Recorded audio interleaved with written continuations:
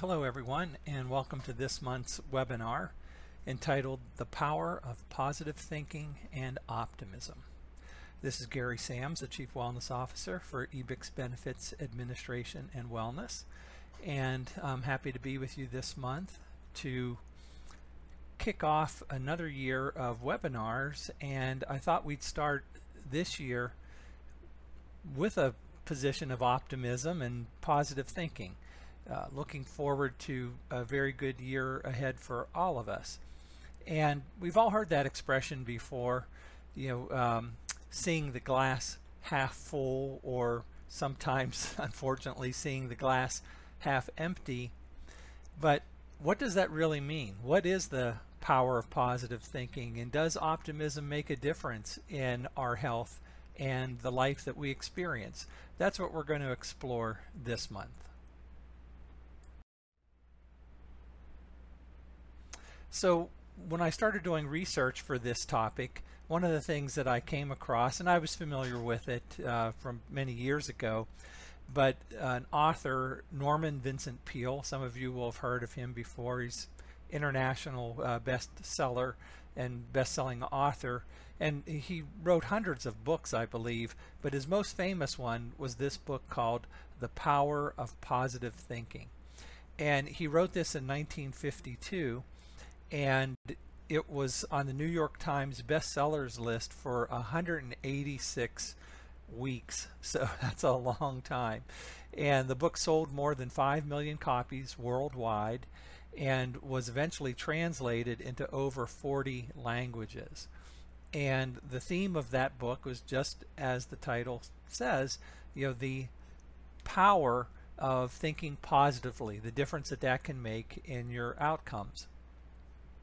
And while the book was widely praised, and again, as I just mentioned, a lot of people purchased the book, there were some detractors of it as well. And part of that detraction, or the pessimism, the opposite of optimism, if you will, in regard to that book, was that some psychologists felt that in some cases it's right not to think positively about a situation or circumstance, to not be optimistic because of the reality of a particular situation. And for this month's talk, the purposes of our talk, I'm going to acknowledge that there are times in our life where maybe just thinking positively isn't going to be enough, or being optimistic isn't the right true attitude to have.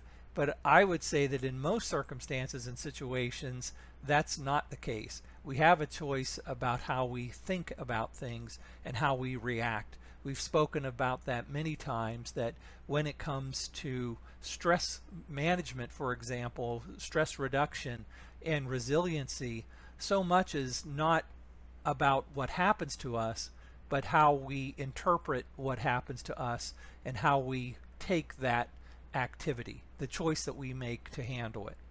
So that's what we're going to focus mostly on this month. So what do we mean by positive thinking?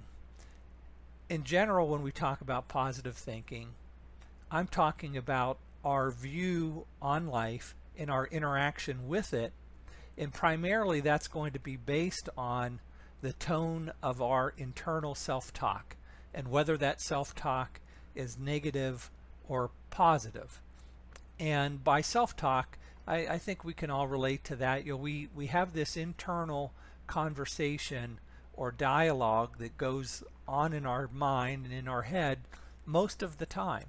And if you stop to look at that self-talk, to really analyze it, if you will, is that generally positive in nature, or is it more on the negative side? And that's what we want to identify, and when we identify that, we want to act on it to make sure that we're moving it more towards positive self-talk than the negative.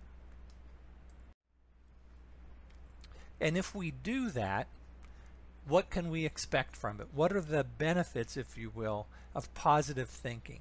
So there's lots of studies been done on this, and I've picked out a few here to share. One, increased lifespan. That's a good one. Lower rates of depression, and that certainly makes sense to me. If we change our self-talk to be more optimistic and more positive, we're going to, I think, suffer from less depression. Lower levels of distress. Greater resistance to the common cold, and I think that has to do with stress and our attitude, and because we know when we're under stress, it takes a toll on our immune system. So that would make sense that we'd have greater resistance to things like the common cold. Better psychological and physical well-being. Better cardiovascular health and reduced risk of death from cardiovascular disease. I'm going to talk a little bit more of that in a moment. Better coping skills during hardships and times of stress. So one of the studies that I read came out of Johns Hopkins, certainly a reputable and well-known university when it comes to healthcare research. And the one particular study that I looked at, they found that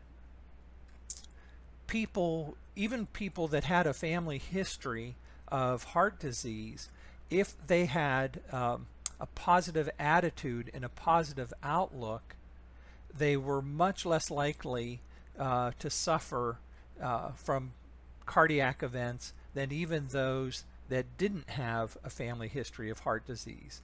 In fact, they found that they were 1/3 less likely to have a heart attack or cardiovascular event within 5 to 25 years. And the difference again was if the person had a positive mental outlook or a negative mental outlook. So something to think about there.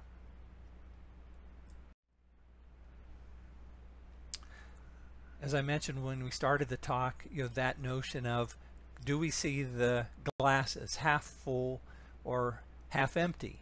And so now I want to talk about some ways that we can shift our attitude to see the glass being half full. And maybe this is the first test of becoming a positive thinker, and that is believing that we can actually change the way that we think. And like all of our efforts to change something about ourselves, it generally takes time and effort, and we have to start somewhere. So I'm going to give you some ideas about that. So the first one, identify areas to change. If you want to become more optimistic and engage in more positive thinking, identify areas in your life that you usually think negatively about, whether that's work, your home life, family, what have you, relationships, and start to reframe that, if possible, in a more positive way. Check yourself. Periodically during the day, stop and evaluate what you're thinking. And if you see that those thoughts are mostly negative, again, try to intervene and say, how can I change this, and look at things more positively. Surround yourself with positive people. Boy, we know that our environment makes a big impact on our health and our feeling, so I think that's an important one to take to heart. Try to surround yourself with positive people. Don't spend the least amount of time with Debbie Downer as you can. And finally, practice positive self-talk. We've been talking about that a lot in this presentation, but really recognize your self-talk and shift that to being positive. And I'm going to give you some examples about how you can do that. So again, here's some examples of negative self-talk and then a switch to more positive thinking. So your negative self-talk might say, I've never done it before. And so you might be stressed about that. On the positive side, it would be better to say, it's an opportunity to learn something new. How about, it's too complicated? Switching that to say, I'll try to look at it and tackle it from a different angle. Here's another one. I don't have the resources. Well, you could think necessity is the mother of invention. So don't let the fact that you don't have the resources hold you back. Think of, well, I'm going to really try to get creative about this to solve the problem. There's no way it will work. How about switching that to, I can try to make it work? It's too radical a change. What about, let's take a chance? I'm not going to get any better at this. Switching that to, I'll give it another try.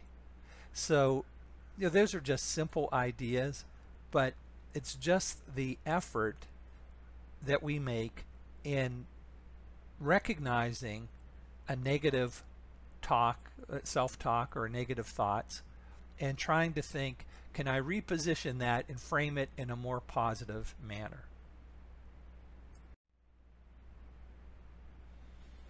So that's the end of the presentation today, and my hope for you, and I'm preparing this one as we start the new year, as I mentioned, my hope for you is that you have a great new year filled with health and happiness and positive thinking.